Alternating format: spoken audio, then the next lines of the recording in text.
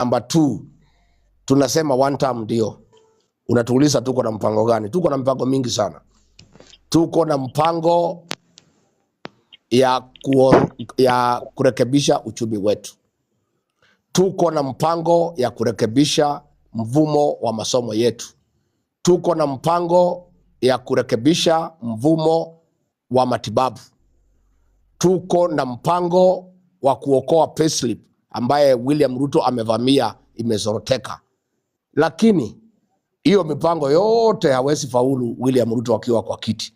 Kwa hivyo mpango wa maana na wa dharura na very urgent and most important ndio hii mpango yote ifaulu. Mpango ya kwanza ni Ruto must go. Na ndio mpango mimi ndio naongoza tukiwa na wengine. Na tusipofaulu kwa hiyo mpango, hii ingine yote haitafaulu. Na ndio yeye analalamika ati hatuna mpango. Analalamika kwa sababu ile mpango tuko nayo ni ya kumuumiza, ya kumfukuza yeye. Sasa lazima alalamike, inaeleweka ni kwa nini analalamika. Lakini mipango tuko na nzuri sana ya kurekebisha Kenya na uchumi wetu. Lakini ndio hiyo maneno yote ifaulu, mpango ya kwanza ni huyu akuwe one term.